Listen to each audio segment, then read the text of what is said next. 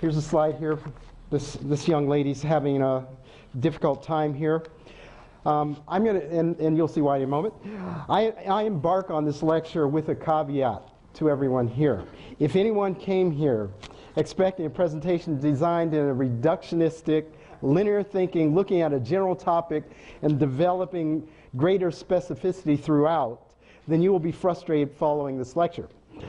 The functional healthcare approach, which I take, uses nonlinear thinking, where you are looking at multiple antecedents and triggers of altered fundamental physiologic processes resulting in fundamental clinical imbalances, developing disease processes with signs and symptoms as the result. So when you're taking in this information, try to have a panoramic perspective of how each factor impacts on physiology of the entire organism. In this case, humans' health and healthy aging. My goal is to help you understand the how of impaired cell energetics so you understand why you should take the recommended measures rather than just giving you a cookbook of to-dos.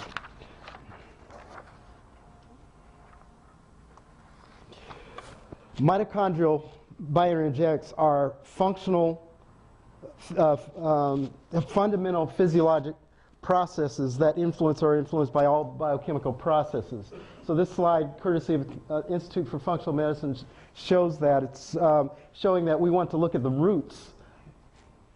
We want to look at the roots as well as which gain the nutrients to the tree, which you go up. The roots are oftentimes the fundamental physiologic processes along with the environmental influences, and you have to start there rather than conventional medicine starts here and moves up into the different ologies.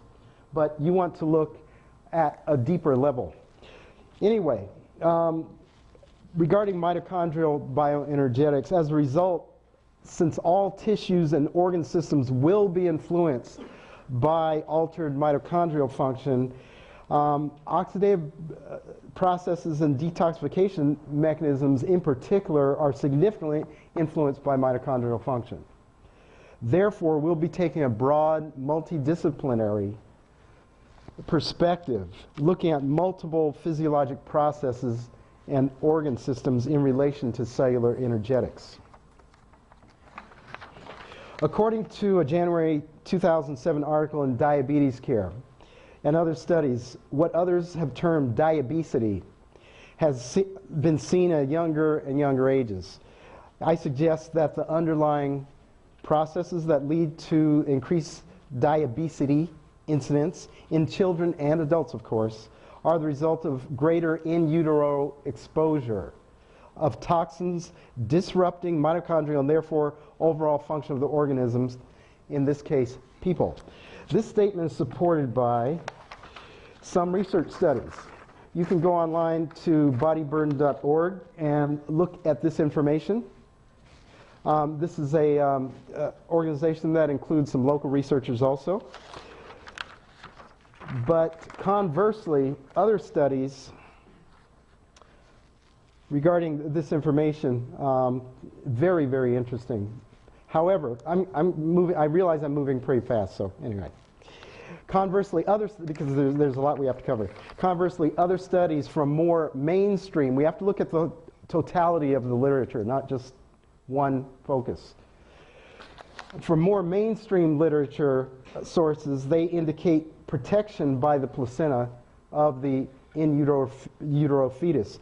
Also, in an article published in the January 2005 issue of Drug Metabolism and Disposition, the ABC transporter proteins were protective of the fetus even in smokers. The ABC transporter proteins, as mentioned here in this study. Regarding this fact, nevertheless, xenobiotic exposure, as we've talked about, in newborns, children, and adults is very widely accepted. And research supports the significant detrimental xenobiotic influences on cellular energetics, very often resulting in obesity. We have toxic waste storage here. In fact, that slide, it just shows the great wisdom of the intelligent design of the body, that most xenobiotics are lipophilic. That is, they are stored in fat cells rather than circulating in the blood unrestricted. That's a protective mechanism of the body. However, that does obviously cause problems. In fact, let me mention here, because I'm going to talk about detoxification processes. Because most xenobiotics are lipophilic, that is, they're stored in fat cells, when people go on detoxification programs and they do water fast or juice fast, which I'm not a fan of by any means, because as you will see soon, basically we're going to talk about the phases of detoxification, but anyway, because most people are imbalanced detoxifiers, if you do a water or juice fast, what happens is you are mobilizing those xenobiotics in the fat stores. They become water soluble in phase one detoxification processes, and therefore they're circulating around the blood. If you are not able to get rid of them because of the inability of poor phase 2 detoxification reactions, then you can make people very, very sick or even die. So I am not in favor at all, and I will debate people ad nauseum regarding juice fast or water fast. So anyway, just a little side note there.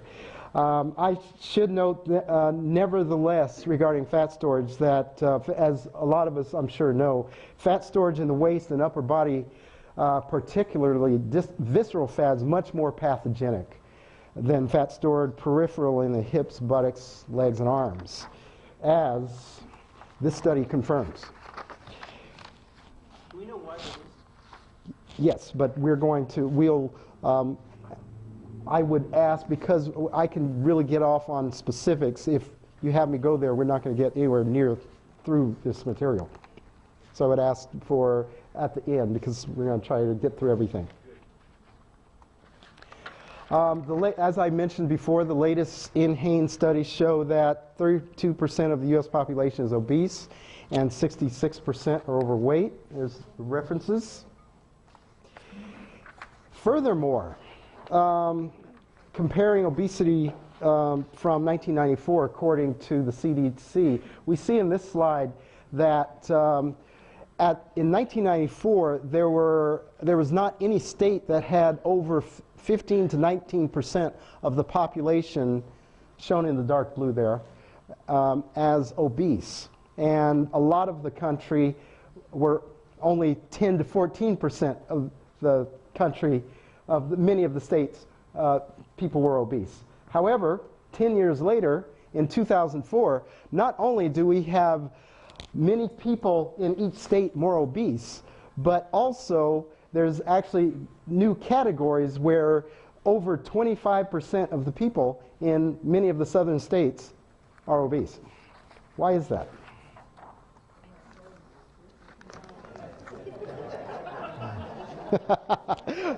I'm hearing different comments, but it's not what you think. It's not what you think. It relates to a lot of what we were just talking about. In fact, additional research studies also show that they confirm that metabolic syndrome and chronic fatigue syndrome are appearing with increasing prevalence and at younger ages. As I'm sure those of you who are clinicians in here, as I am, can attest to that you see in practice. How many, for instance, how many people did you see in practice, say 10 years ago, that were under 15 had chronic fatigue syndrome? Just, yeah, how many people would you guess? Well, I sort of specialized in it. Say, So patient referrals is 80%? Under 15 years old. Oh, not under 15. That's what I'm saying. That's what I'm saying, younger ages. Yeah. No, I don't see that. It was mostly, I'll tell you, it was mostly younger and middle-aged women. Right.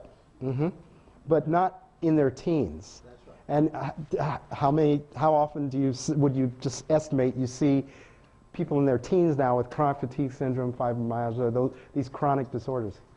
A little bit more. Yeah. Yeah. So anyway, that's what the research is showing, and also that's what clinicians such as myself can attest to. Also that chronic fatigue syndrome is a multifactorial disorder requiring multifactorial holistic solutions.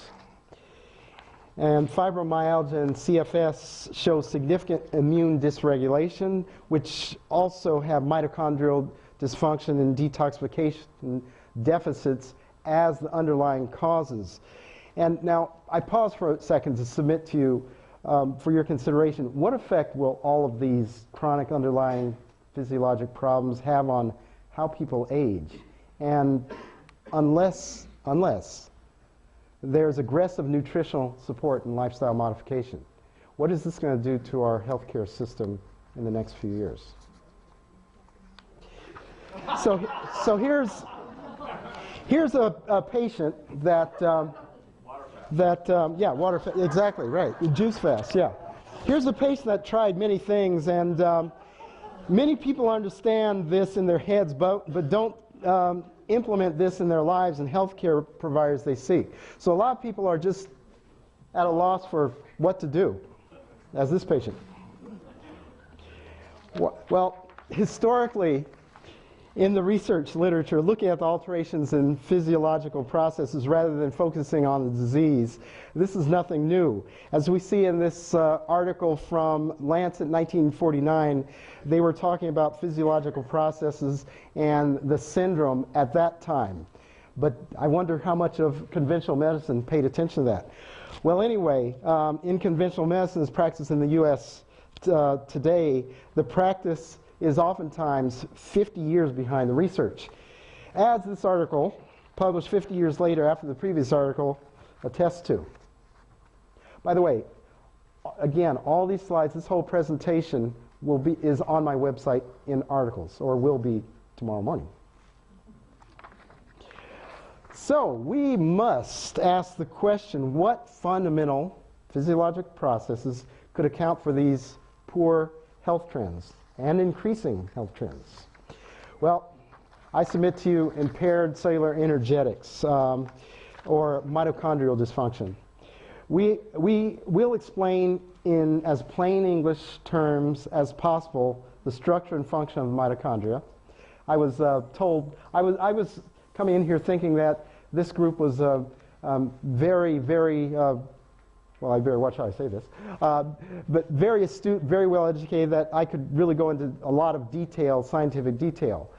But I realized that we have various people here with various levels of healthcare knowledge, so I'm going to try to bring it to a just plain English level. So anyway, I'm going to briefly also give a non-technical explanation of how they produce energy, the mitochondria that is, and various effects of impaired cellular energetics, and then we'll look at the effects on specific tissues and organs. Finally, we'll tie all of this together with what occurs in clinical syndromes and age-associated disorders. Here's a picture of the mitochondria, just a little cartoon picture here. Now, mitochondrial function has predominant importance. Basically, they're the power plants of the cells. A lot of you have probably heard that term, power plants of the cells. Well, let me just make it real basic here. If you have a car and you have a Mercedes or whatever, you have a powerful engine, but you don't have gas in the car, is the car going to go? No, the car's not going to go. I don't care how brand new car, if there's no gas in it, it's not going to go. Well, just putting something in here, that's essentially what CoQ10 is. If you're taking high-dose statins, or statins at all, then, and you're going to drastically, and the research on this is unquestionable, by the way, you're going to drastically lower your own CoQ10. It's also known as ubiquinone because it's ubiquitous in our bodies. And you will definitely influence mitochondrial function. There's a lot of side effects to that. In fact, hear me now and listen to me later. Or listen to me now and hear me later. This is my Arnold Schwarzenegger impersonation. Or what's that, Hans and Franz? Yeah, anyway, okay. Yeah. Listen to me now and hear me later. The statins are going to be the next Premier and Provera. Yeah, yeah, yeah. That's right. I tell you. Okay. So, CoQ10, the gas for the mitochondria, gas for the power plants of the cells. Okay. Now, each cell contains between 200 to 4,000 mitochondria. The cells that are more energetic needing, that is, specifically muscles, brain or nerve tissue, and what other one? Has to function all the time. If it's not functioning all the time, we call it a heart attack. So the heart, yeah, heart, cardiovascular system, that has to have a lot of mitochondria. So muscles, nerve tissue, and heart must have a lot of mitochondria. In fact, the research shows that approximately 75% of the cellular mass of heart cells are mitochondria. A lot of mitochondria in heart cells. Now, just a side note for a second. Okay, let me just side note here so I don't step in the way. Okay, if you're taking cholesterol-lowering medications, statins, and because, as research clearly shows, unquestionably, they are greatly depleting coenzyme Q10, the gas for the power plants of the cells, what long-term is that going to do to heart function? It's going to really going to hurt things. So as I said, listen to me now and hear me later. Statins are going to be found with all this research and everything. All the research showing this, statins are going to be the next Premier and Provera. Okay? The argument actually, who supplement with CoQ10? Like, so is there an argument against it? I have friends. No, yeah, maybe you're not hearing me. You want CoQ10. No, I know. I got friends who supplement. They know this, and they supplement with CoQ10, and I just don't know what argument to give them that they still shouldn't take the statin.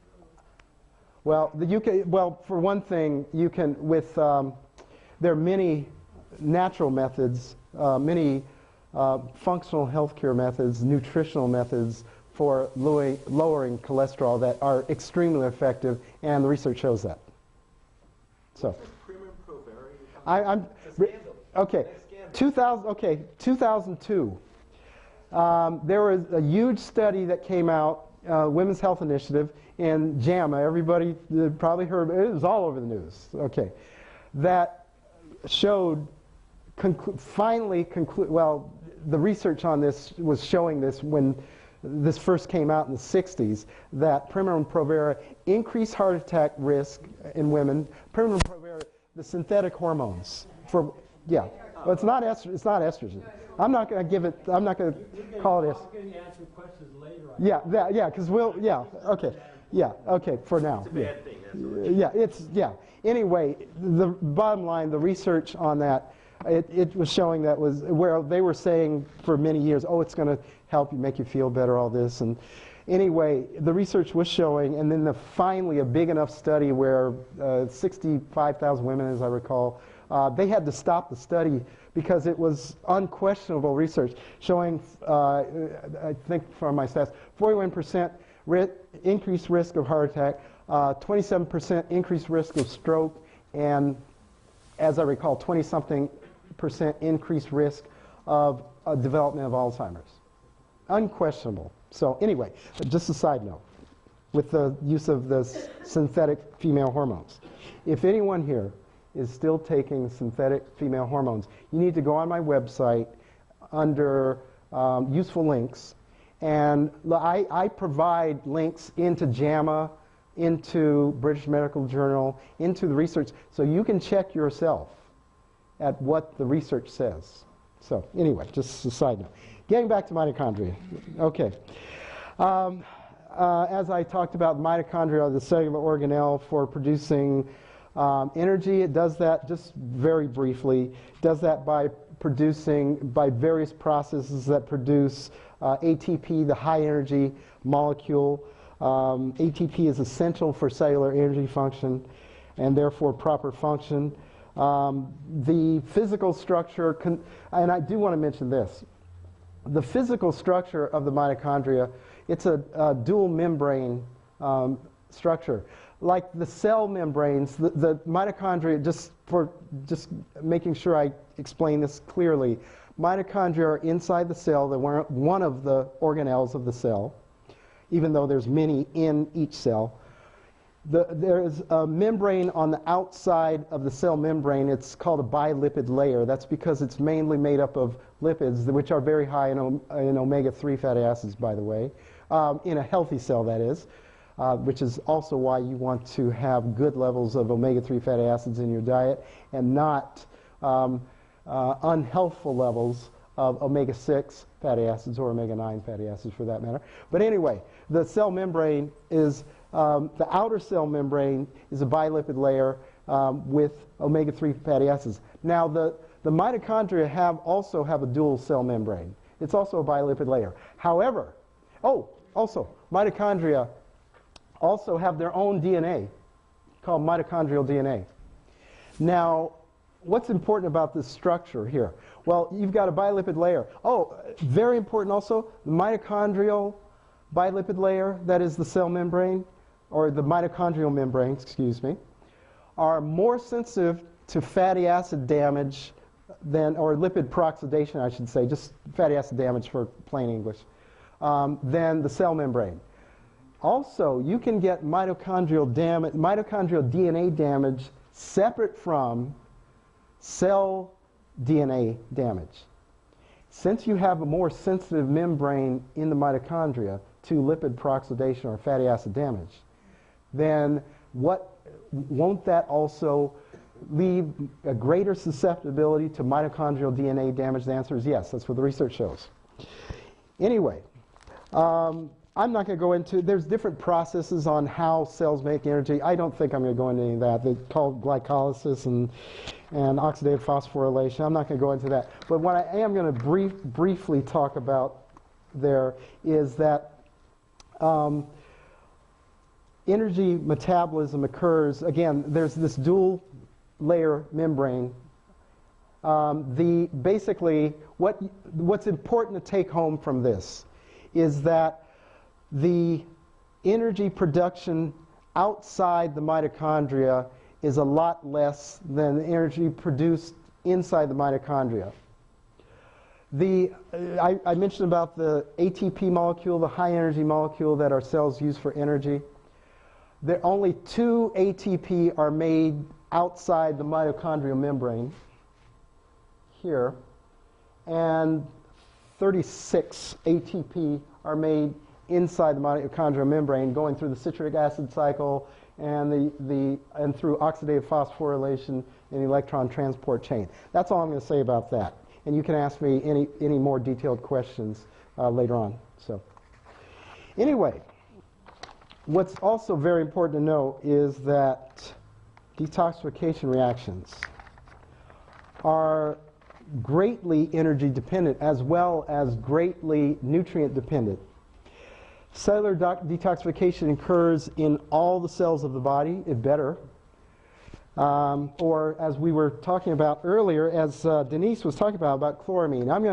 I have to comment on that here because this is very important. This ties right in here. Did you pay her to come here and talk about that? That is perfect. Okay, anyway. So, cellular detoxification must occur in all cells. Yes, it occurs primarily in the liver. Now, is important to know that there are two phases. Let me check my time here so I stay on time here. Okay. All right. All right. What's important to know that there are two phases of cellular detoxification. Simply put, the first phase, phase 1 detoxification, uses various enzymes, P450 enzymes. The bottom line, what they do, what phase 1 detoxification does, is it makes toxins more water soluble. That's bottom line, what it does.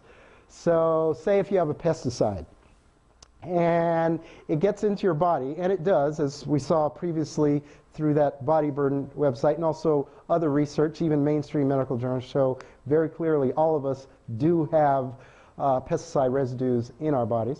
And you can, very interesting, go on that Body Burden website because you can see a lot of good, very interesting information on there. So, regarding detoxification.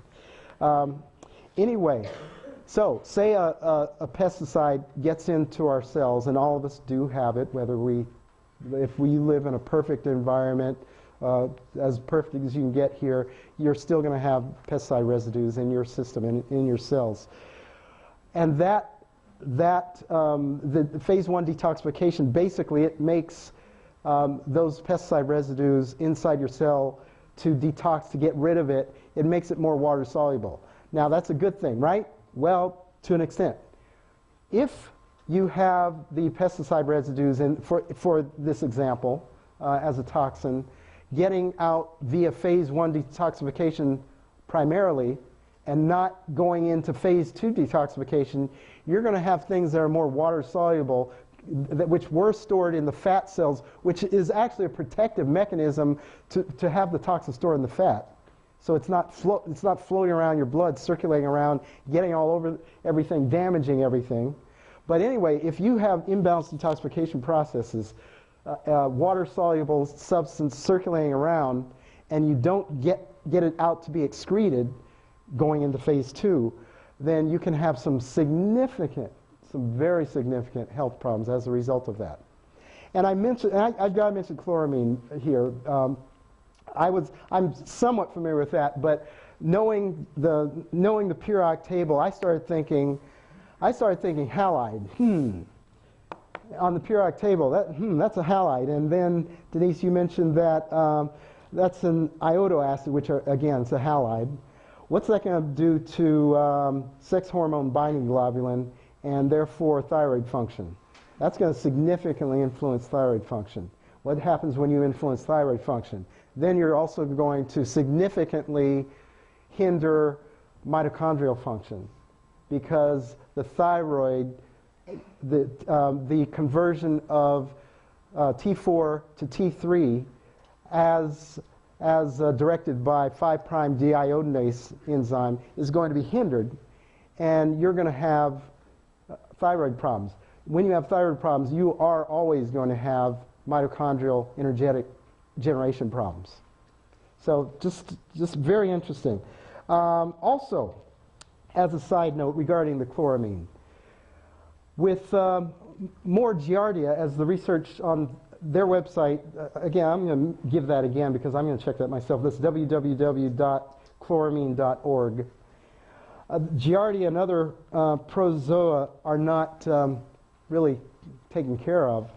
Well, what we're seeing in clinical practice, I'm sure a lot of other clinicians in here can also attest to this, that I seem to be seeing, when I do comprehensive digestive stool analysis or other tests, organic acid analysis tests, to pick up, these are functional tests that you do to pick up functional markers and health problems, not just looking at the end product. Again, remember that tree? We're not looking way up here, we're looking down at the roots. So anyway, when you look at functional processes and you see that more and more people are coming in with digestive disorders and protozoa and Giardia and all those things, then you have to wonder, how is this chloramine problem, how much, if you throw that in the mix too, what's going on? What if somebody already, and a lot of people do, have mitochondrial dysfunction? Well, you can see where this can lead, major health problems. So at this point, that I want to say that high nutrient dependency of proper detoxification, as I mentioned before, I'm not very fond of water juice fast. And I did not go into phase 2 detoxification. The bottom, again, basic on phase 2 detoxification. Again, something's in phase 1, becomes more water soluble, gets in the blood, can move around the body, getting into different organs and systems. What does phase 2 do? Phase 2, it basically latches on to that water soluble toxin circulating and takes it out through conjugation, basically latching on. and takes it out through the urine, through the feces, and through sweat. So if you, and many people also are imbalanced detoxifiers, and they have insufficient phase 2 detoxification. So the other way too, many people have predominant phase 1 and, predominant phase 2 and less phase 1 detoxification. But what I find, and I would like to know what other clinicians find also, is that I find that most people have deficient phase 2 detoxification. So anyway. So if you cannot excrete that toxin through phase 2, then also you're going to have significant health problems and mitochondrial dysfunction, therefore increased aging. Now, I've been warned to tone down this lecture, so I'm just going to briefly mention this. Poor cellular energy production and detoxification response is a great stress on the body. Stress responses, as Dr. Tell me your name again. Friedlander was mentioning right before we took our break. Poor cellular energy production is a great stress on the body. Added to already poor regulated stress responses, a person can become very ill as a result of dysregulation of the hypothalamus, the part of the brain that is functioning at various levels and controls release of hormones. The pituitary gland, it's been called the master gland at times, and also the adrenal gland. That's also going to significantly affect the thyroid gland and therefore thyroid function. With poorly regulated stress response, I don't think I'll get into feedback mechanisms and loops, but you can ask me at the end. The bottom line is you're going to throw everything off. That's the bottom line. Also, I must mention that subclinical hypothyroidism, Hashimoto's thyroiditis, and hypothyroid syndromes are also actually the root cause of those are very often hypothalamic pituitary problems or detoxification deficits as the underlying cause, or cellular energetics being not what they should be, also the ultimate cause. Poor hydration also is very, very predominant.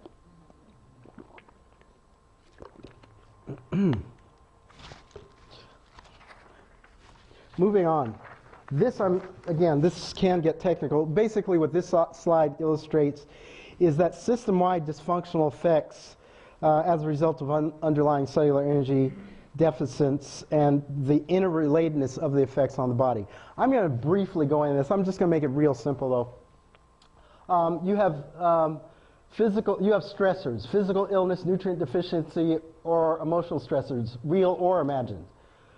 That's going to increase, let's try that again.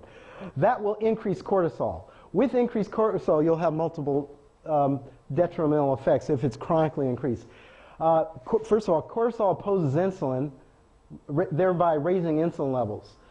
Elevated insulin levels will lead to decreased sex hormone binding globulin, therefore leading to increased estrogens. Increased estrogens will lead to increased thyroid hormone binding globulin. That means that the thyroid hormone is bound up and it can't be available for use, and therefore you'll get decreased thyroid function. Also, as I mentioned briefly, with increased cortisol you get decreased 5' deiodinase activity, and therefore decreased conversion of T4 to T3. The bottom line is the thyroid's not going to work as well. Also, you'll get with increased cortisol, you'll get methylation depletion, which is one of the detoxification reactions. With methyl depletion, you're going to get multiple effects, as we'll see in a moment. But you'll get increased depression, increased carb craving, and I don't mean the good carbohydrates like dark green, leafy, brightly colored vegetables. You'll get like white bread, cookies, sugary things like that. Therefore, you'll have increased fat deposition, You'll have decreased fat burning. With decreased fat burning, you're going to have increased cellular insulin resistance. With increased cellular insulin resistance, you're going to raise insulin more, and you can see how you can get in a vicious cycle here. Also, with increased cellular insulin resistance, you're going to have increased central obesity that's putting it around on your waist. And as we saw in a previous slide, that is greatly associated with many pathogenic problems. With increased central obesity, you'll have increased estrogen. With increased estrogen, as we said before, increased thyroid hormone binding globulin, and therefore decreased thyroid function. So I'm sure you can think of some named diseases that we can have with all these mechanisms. So the bottom line, when you look at the mechanisms, when you look at from a functional healthcare perspective, then you can explain why you can almost predict why people will have disorders, or you can tell them if you do not change this functional process, you are going to end up with this and this and this. Now, some syndromes associated with the process of methylation defect, I've just listed here. This is all supported by the research. In fact, we're going to go over some studies on this. Methylation detoxification defects have been verified by research to be underlying mechanism in multiple diseases. These, just a few of which are listed here. Smithers, I love that. Smithers, okay, I love that name, okay. Smithers found in 1968 that he proposed that folic acid supplementation would present spina bifida. Well, but traditional medicine just scoffed at that. He was ridiculed. Are you saying that you can use a little vitamin for a few pennies a day to prevent spina bifida? Well, Smithers came back and published in Lancet in 1980, well, maybe there's something to that. Well, Oakley joined in these names, where are these names? Okay, Oakley, anyway. In JAMA in 1993, more research showing that folic acid prevents spina bifida and anencephaly, and also in JAMA I don't have 96, yes. It was by then pretty much accepted that folic acid in appropriate dose will prevent spina bifida. Now, in 1999, we have in the journal in this journal here that homocysteine is actually a function of many is actually a underlying problem in many health disorders. And so more and more, again, we're seeing, again, conventional medicine is finally starting to catch up in this area with what the research shows. Now even mainstream medical journals such as the New England Journal of Medicine acknowledge this. Now, methylation defects and the underlying nutrient deficiencies are now recognized to be the underlying cause of some severe diseases, as we see in this slide. Regarding diagnostic clues for detection of impaired cellular energetics, just mentioning just a few here: truncal obesity around the waist, peripheral edema, indicators on conventional lab tests. You can see some indicators. Again, this is by no means a comprehensive list here. You can look at urine, salivary pH. Astute clinician, you can pick up a lot of these clues from these mainstream conventional laboratory markers. Organic acid analysis, which I mentioned is a more functional test. Adrenal stress index also is a more functional test. And genomic testing, which basically you can look at genetic testing and you can actually see if someone has a predisposition towards mitochondrial deficits. Just moving on. Okay, so we've got these problems. What do we do? How am I doing on time? Okay. All right. So what do we do? Basic things. Proper frequency and Very good. Proper frequency and timing of meals. Food content, plenty of antioxidants. Greens, especially from the brassica family or the cruciferous vegetables, which have a substance in them very high end called indole-3 carbinol, which the research on that is extremely amazing, which we're going to go into a little bit later, for prevention of various cancers. So which vegetables? Broccoli, Brussels sprouts, cauliflower, and kale. The brassica family of it. Broccoli, Brussels sprouts, cauliflower, and kale. Okay? Omega-3 foods, wild salmon, not farm-raised. Okay? And an alkalinizing diet consisting, now I have to say, one diet does not fit all for each unique individual. However, generally, your diet should be pretty simple. A high amount of dark green leafy and brightly colored vegetables for the multiple phytonutrients they contain. A moderate amount, now we can discuss this later because some of you may disagree with me on this, but I have research to back up everything I'm saying, remember. So anyway, a moderate amount of grass-fed, free-range beef or chicken eggs. And also for protein, again, fish, wild Pacific salmon, good example. And also a minimal to moderate amount of grains, or starchy carbohydrates, preferably not gluten-free grains. So just general dietary guidelines there. Supplements, we've mentioned CoQ10, what it is and what it does. Lipoic acid, the racemic form, which as those of you who attended the lecture, I also did, by a gentleman, I forget whose name, talked about the racemic form of lipoic acid. A lot of you have probably heard about alpha lipoic acid. Well, there's a 10 times more absorbable form of lipoic acid called R-lipoic acid, the racemic form. And there are various nutrient manufacturers that use that, and so you do want to look for that. And just briefly, what does lipoic acid do? What lipoic acid does has multiple beneficial effects. What it essentially is it is a sulfur-containing or a thiol-containing amino acid-like substance that basically it is also fat. It gets through the blood-brain barrier.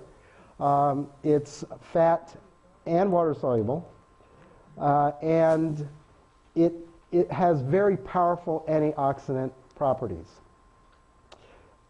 It is very necessary for many people for many conditions, and we can talk more about that later.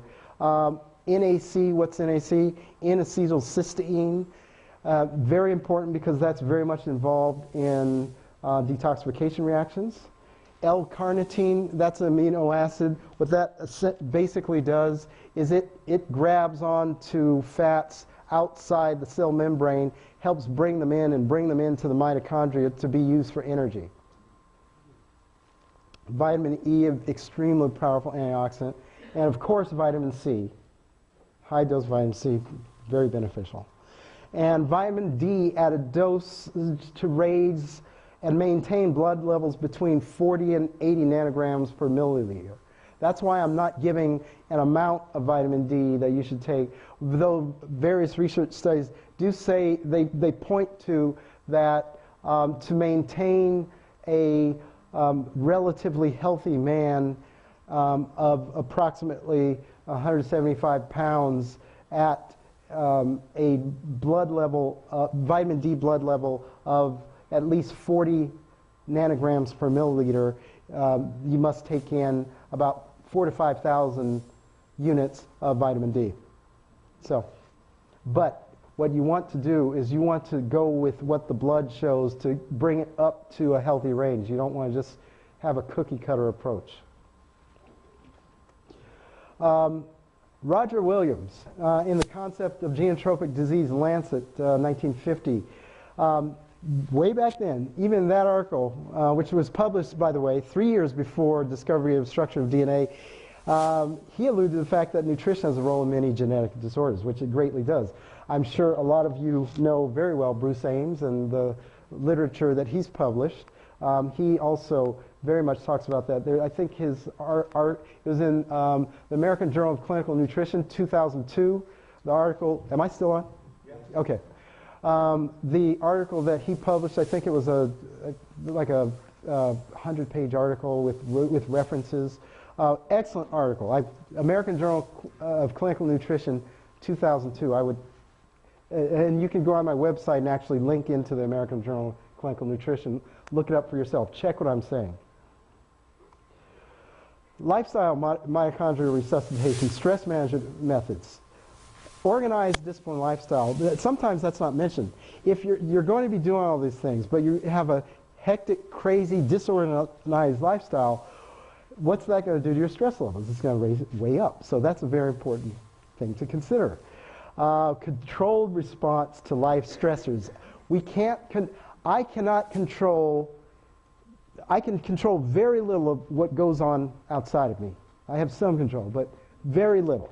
I can't control. I can give you facts and figures and what the research shows, but you may not accept it. I can't control that.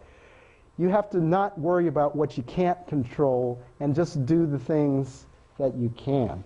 So controlled responses to life stressors. All of us are going to have life stressors. I have a 1-year-old, my wife and I, we have a 1-year-old daughter. Since she's been born, now we're sleeping. Well, as of 6 months, we were pretty much sleeping through the night. But with a 1-year-old daughter, I mean, I love being a father, but it's a lot more work than I thought. But I love it though. So anyway, I wouldn't trade it for the world. So anyway, but also that leads right into adequate deep sleep. So, and deep breathing exercises, Tai Chi, yoga, those types of things, if you like. Whatever things that you enjoy for recreation or recreation, have some recreation throughout the day.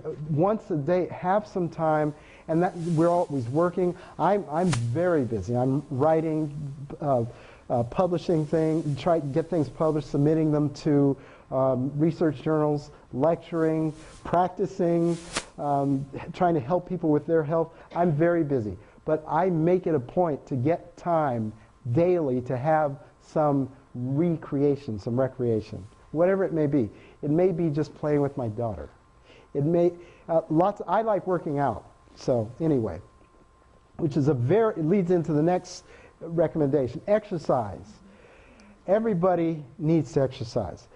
I have patients who come in and say, I can't exercise. I tell them, well, can you just squeeze your muscles? Well, squeezing your muscles, anybody can do that.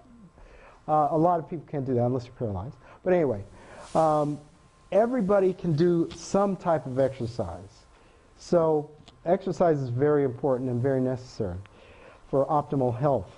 And you want to make any potential options for decreasing environmental exposures to xenobiotics that you can make, such as chloramine. You also want to consider, in any stress management program, you want to consider any method you can where you are recognizing the effects of diurnal as daily variations of ACTH, that ACTH and cortisol have. And I'm just going to mention something here. That's why you can use the diurnal variations in cortisol response to your advantage by, for instance, as you'll notice here, during midnight, during sleep, what happens, again, not getting too technical here, but basically your cortisol levels the first few hours of sleep are generally pretty stable, and then they start to go up. Why they start to go up? Because what is one of the most energy-using organs in your body?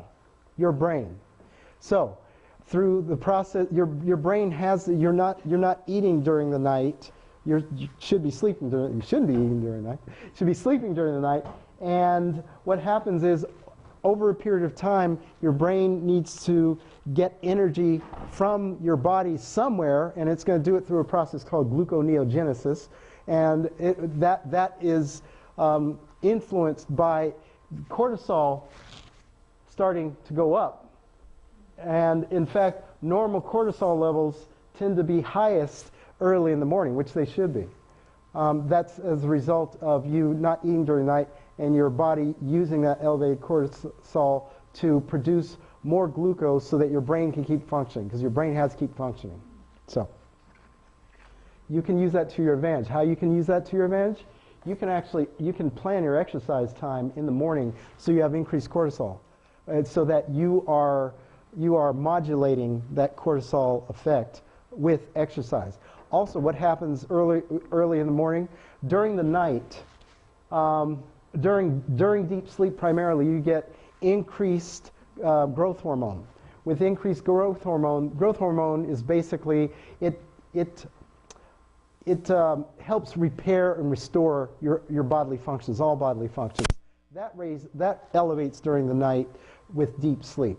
So you generally have a higher growth hormone first thing in the morning. Again, that's another reason that exercising first thing in the morning can be very beneficial. You can use that to your effect for healthy aging methods. That conundrum, that slide I put up before, we're going to get into some practical things now. Okay, what can you do for stress, increased stress? Again, we mentioned that, so I won't go over that again. Regarding increased cortisol levels, what can you do there? Mentioned about indole-3-carbinol, that's another thing, vitamin C, ginseng. What about decreased fat burning, that is? Creatine monohydrate, weight training, or that is sarcopenia, decreased muscle mass.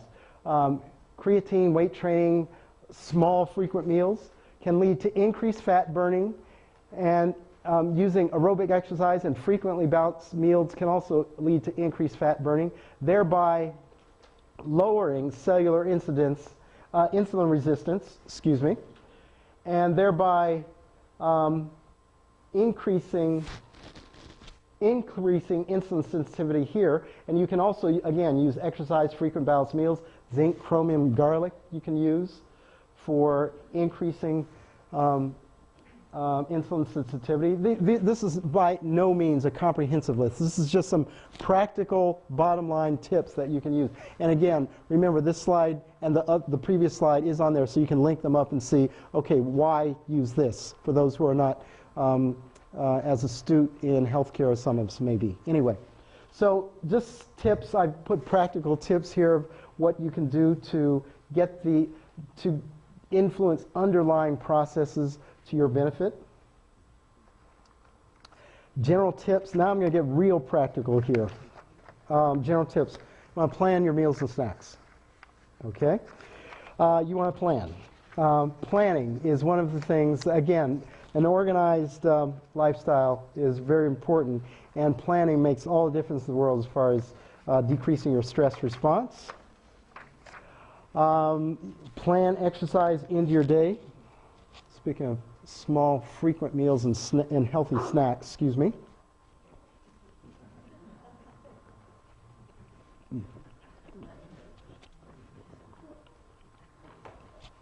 That's good. Okay, good orange. For those on tape, will this be on tape or video? Video too, right? Okay, all right. People see me stuff in my face. Is that French fries?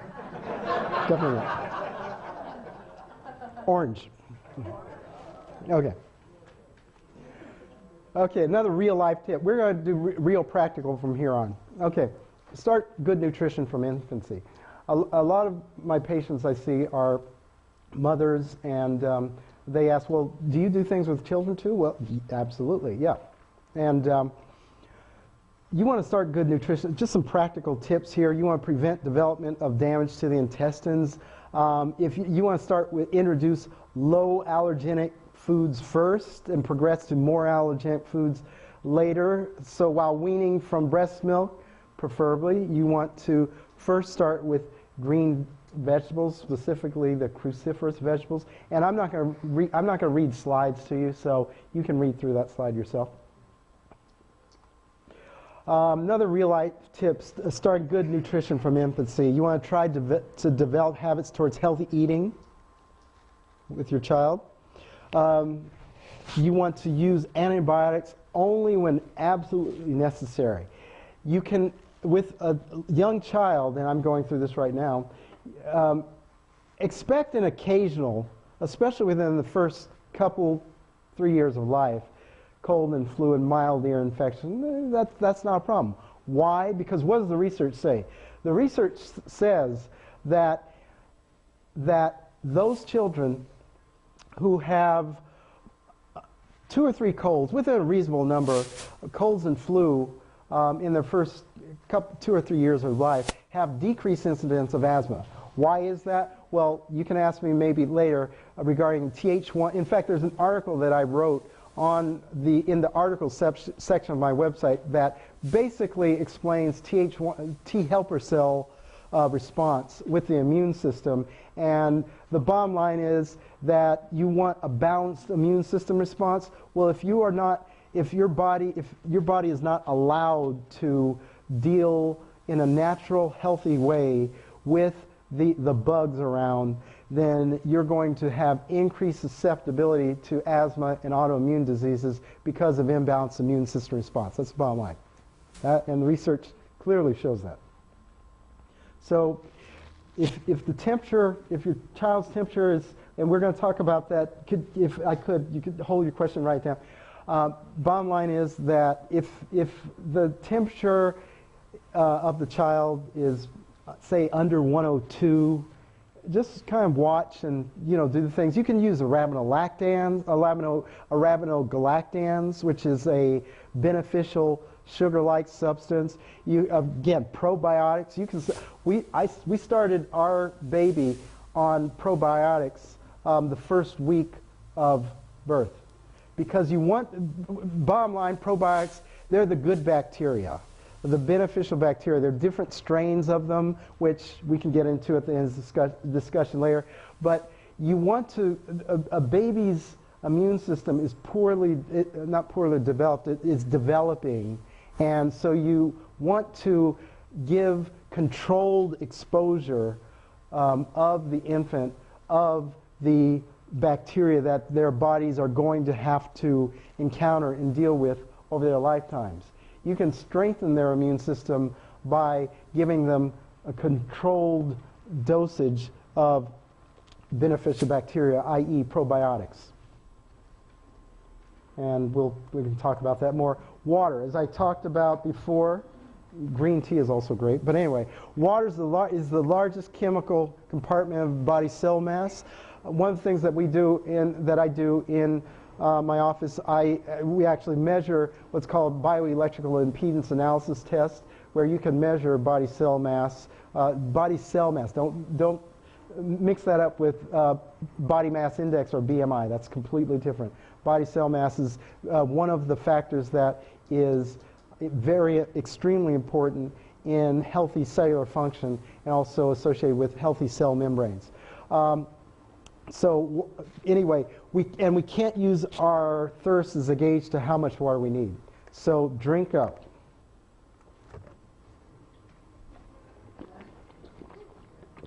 Perfect timing to take a chug of green tea here. Why green tea? And you can get the caffeinated green tea, because the EGCGs in the green tea coordinated when things are in their natural state. Basically, when man gets something and starts to change things, chemical compounds around, you can bet there are going to be some problems. But in nature, what we find is that things are occurring in balanced responses generally. And so the caffeine with the EGCGs in green tea it's not like coffee. You don't have to think, it's not the same. Interestingly, adding milk or non-dairy creamer or soy milk lessen the insulin enhancing effect of EGCG or insulin sensitizing effect of EGCGs. That should actually say insulin sensitizing effect of EGCGs. Anyway, so if you just add less than an ounce of milk or creamer, the activity of the beneficial EGCGs in green tea is decreased by 33%, or 1/3, according to the Journal of Agriculture, Food Chemistry down there. Okay, let's go. Okay, as I talked about before, general good dietary guidelines: eat an enormous amount of dark green, leafy, and brightly colored vegetables for their high nutrient density content.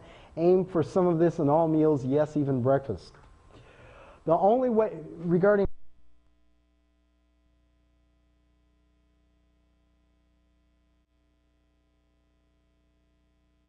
exercise, also very important.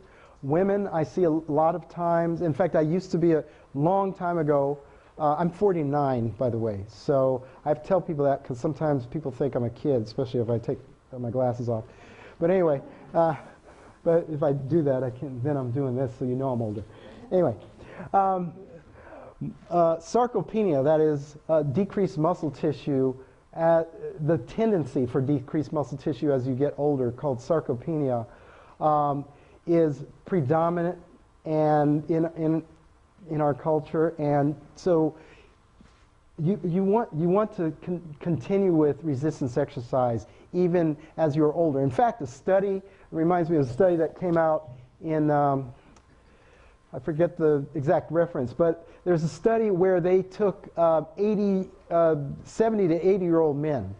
They put them on aggressive weight training exercise, provided them with basic, very basic, good nutrition, and the effects of that study were that even 70, 80-year-old men, they had the same capacity to increase muscle mass as younger men. That's what the research showed. The research also shows the more muscle tissue you have, the higher metabolic rate will be. While you burn a certain amount of calories during exercise, more importantly, your muscle tissue continues to burn calories even hours after the exercise is discontinued. Another real-life tip I alluded to before: eating small, frequent meals and snacks. There you get less insulin fluctuations. That's a great way to lower your total and the LDL cholesterol levels. More fat is used for energy. The mitochondria can utilize the fat for energy more effectively, and then you spare muscle tissue. You don't want to skip meals. That is a great way to have increased fat deposition if you're skipping meals and not eating smaller, frequent meals. As a former competitive bodybuilder, still, again, with a 1-year-old, a year ago I was a lot more muscular than I am now. I've had to make sacrifices for family, which I gladly do so, but anyway. So you get less insulin fluctuations. Again, we mentioned about those laboratory findings. You want to eat to exercise, don't exercise to eat. So I'll say that again. You want to eat so that you're able to exercise. You don't want to exercise so that you can eat junk and whatever you want. Very practical tip. Get enough good fat. Remember the low-fat conundrum that occurred in the 80s? Well, what happened? People got they got fatter and fatter. Also, because of the amount of toxins that are in our environment now, we have a much greater toxic load.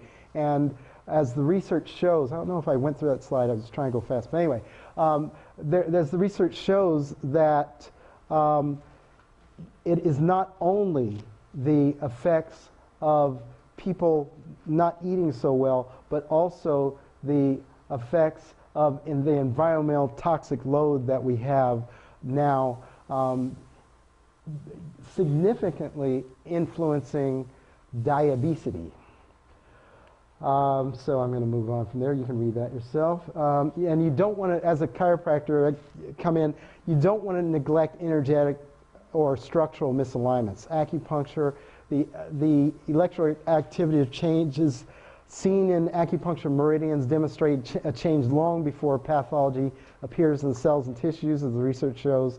And chiropractic improve nerve conduction to and from tissues via the autonomic nervous system and the somatic portion of the nervous system, is a component in impaired tissue function.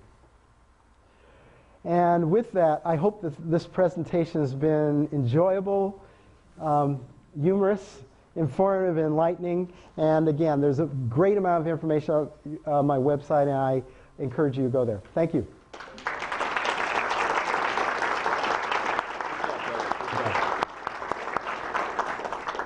Okay, well, let's take questions just a little while. I'm going to run around with the mic tonight so everybody can hear the questions. So if you can hear with David. I had a question about coenzyme Q10. In low oxygen environments, it's a pro-oxidant. So have you ever tried using idebenone instead of CoQ10 in people with chronic fatigue or fibromyalgia who tend to have low oxygen, especially in their microcapillary type environments? I'm not familiar with the research on idebenone.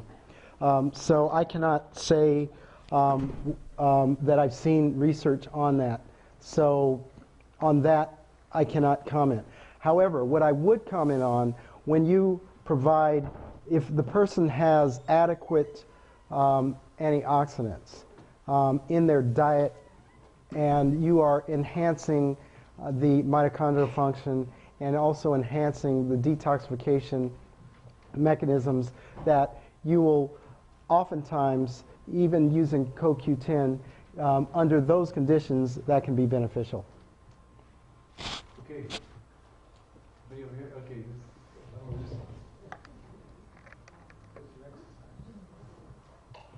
When you talked about nutrition, what about in certain neighborhoods when families can only afford the cheapest food, which has the highest fat, high sugar, Yep. that's how they can feed their kids and themselves? Right, yeah. That definitely is a problem, because the research shows that those people who are financially struggling, that they tend to have more health problems and tend to be more obese. And so how I would address that is, again, you cannot control everything outside, but you can control the choices that you make. What I would say there is regarding, cost of food, instead of being able to buy organic vegetables, which you should, then if you only have access to the pesticide-sprayed vegetables, at least wash them best you can, and I know that it gets in the vegetables, so anyway, but you do the best you can. At least increase the amounts of dark green leafy and brightly colored vegetables. Decrease the money that is spent on packaged, processed foods. Look at that, have a change of perspective. Look at that as your health insurance. You're going to save yourself money and time by spending a little bit more money on healthy choices of foods. Do the best you can. I would just say that make the best choices you can, even if you're in a very, very challenging financial and even location situation where there's many challenges, that you want to make the best choices you can, and you do have a lot of choice over what you put in your mouth. Now, self-control factors come in there. That's what we talked about.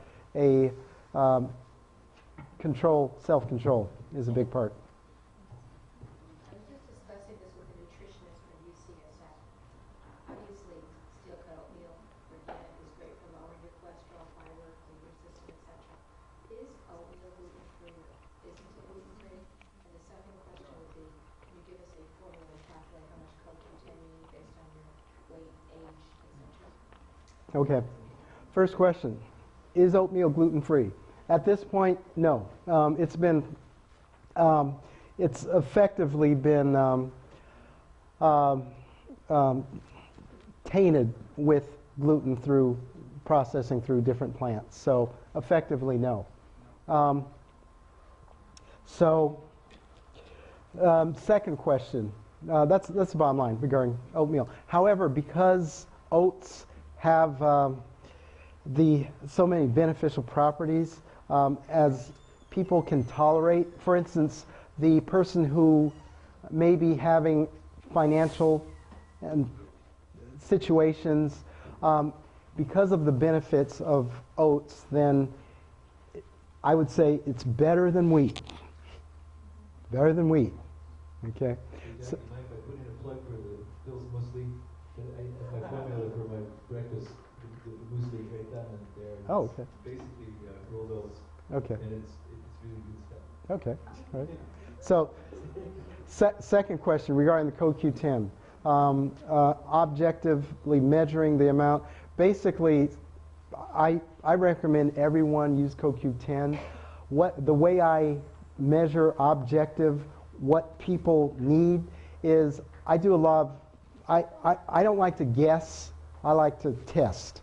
So I do a lot of organic acid analysis testing or various other tests, functional tests, where we can look at functional markers, specific functional markers in the citric acid cycle, intermediates in there. We can look at various fatty acid oxidation levels, where we can actually find what a very good level, very specifically, what nutrient levels someone needs. And so that is the best way. So can I give you like a weight?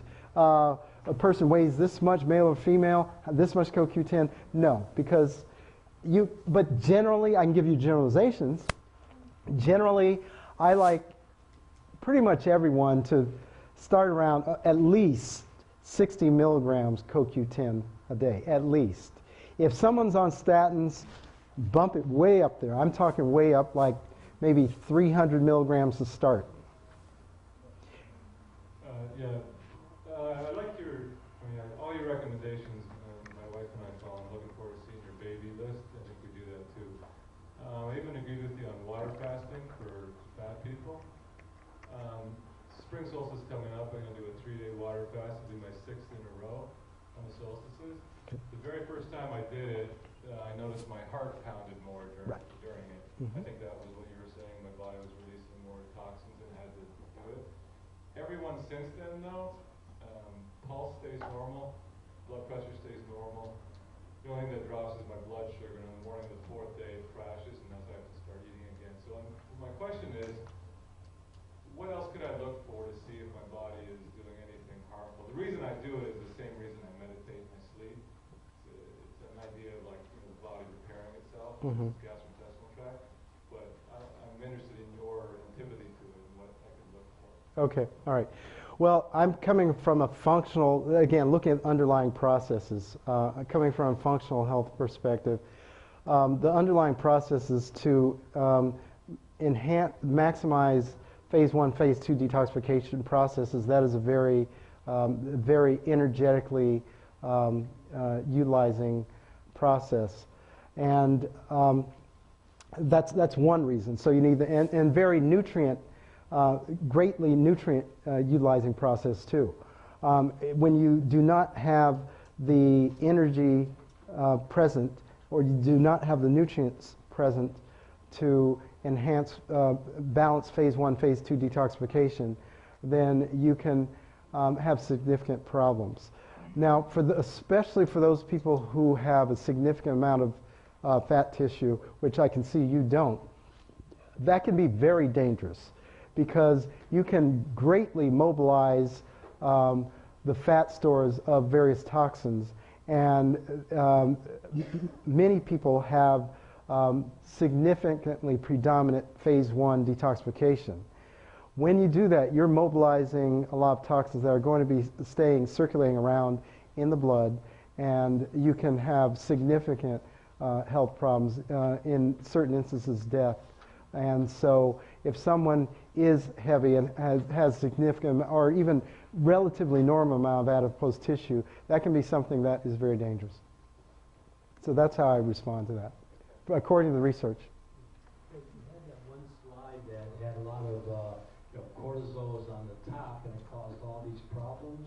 And I went to a seminar where they reduced the cortisol really significantly, and it's based on a 24-minute deep breathing, slow breathing, and fast breathing technique. Yeah, JAMA And it supports makes that the too. think clear and everything. You know about Right. the art of breathing? It's a 24 Well, there's an article in 1999 Journal of the American Medical Association that basically said that you significantly lower your blood pressure with 5 minutes a day deep breathing in JAMA, 1999, I believe it Well, is. the clinical trials that lowered the cortisol level really a lot. Yeah, that's right. just from this breathing Right. technique. Mhm. You have to do it every day.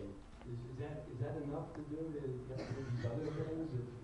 If you can just lower your cortisol level. Lowering your cortisol level, that is balanced, because you need cortisol. Don't get me wrong there. You need, if my baby's about to fall off fall off the chair and hit her head, I want to be able to run over there and jump and grab her.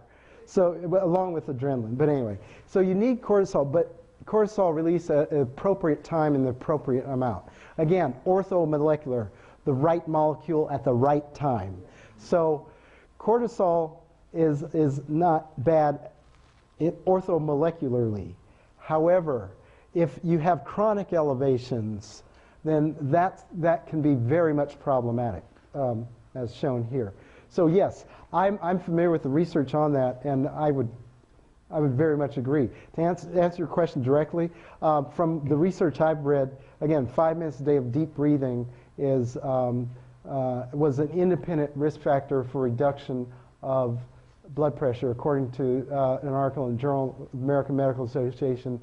I believe it was 1999. So anyway. All my reading tells me, historically, from the beginning that we're on this planet, that man is a creature that used to hunt and gather, and he spent days looking for food. And one of the things that Americans do not suffer from is lack of eating. And so when you say to eat 5 meals a day, Healthy. My reading tells Healthy. me that we are geared metabolically, that we can eat once a day or once every 2 days. And eating all the time is a different situation. Our body was never geared for that because the food was not abundant and they had to hunt it down.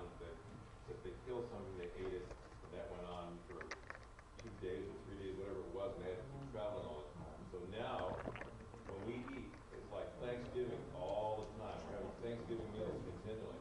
And so I'm not sure our body on a metabolic level is geared for that kind of activity.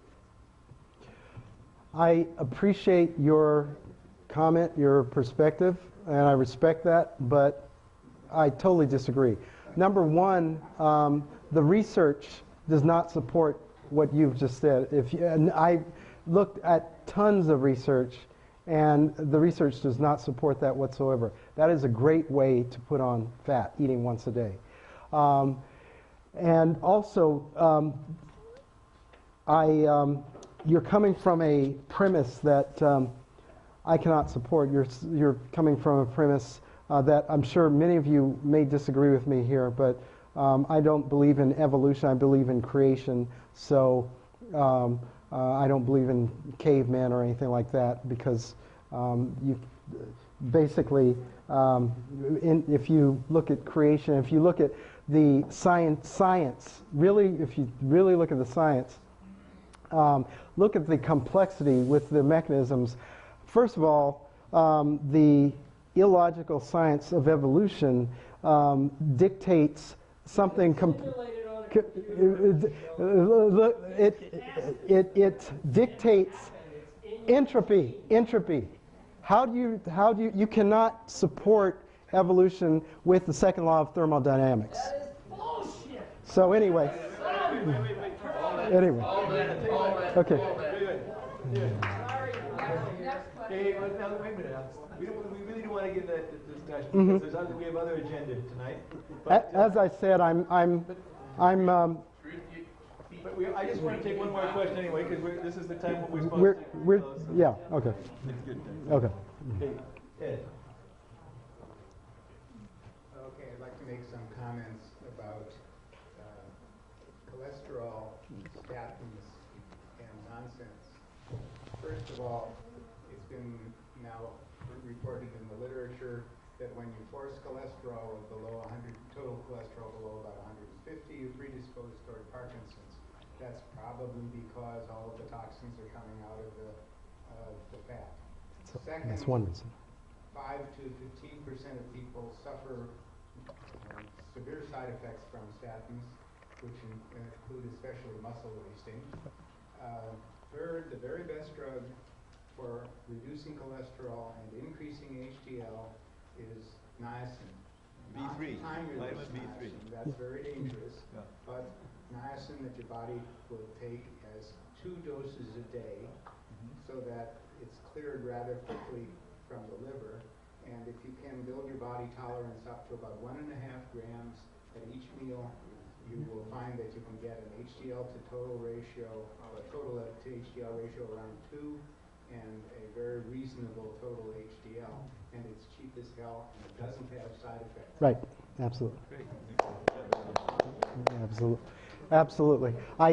In fact, let me add to that. The niacinamide form, you can 1 gram a day is good, but also you can actually go up. The research shows that up to 3 grams a day is also beneficial, niacinamide form.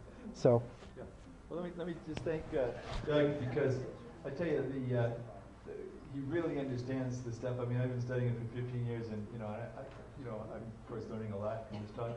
But if anything, as I told him, I said, this is a one-room schoolhouse. Kind of, could you please, talk to people who haven't studied it for 15 years, and he only half succeeded. But in the process of not succeeding, you can see what the research shows. I mean, it's there. It's there. All the stuff we talk about, and many of the things we take, there's research, and there's an understanding of the biochemical pathways behind the value of what we were taking. So, there's no doubt about that. The creationism is another issue completely, but the science that he's quoting tonight is good science. Now, the other stuff I won't comment on, okay? Okay. So anyway, let's have another hand for him. Good job, Doug. Good job. Good job. Excellent work. Really nice work. Thanks. In my room, because about a year ago, some physical things are happening. This is an athlete. He runs, he eats right. Some physical things are happening that I can't explain. So she did what she did when she came to my house, and she measured the frequencies that were being beamed into this particular office. And what happened was that next door to her, this lady had one of those portable phones. The, what do they call, wireless? Are they wireless phones? Yep. Yeah. That constantly puts out a frequency. And 2 things happened. The doctors couldn't figure out why this professor's health was deteriorating, and the lady next door was having the same issues.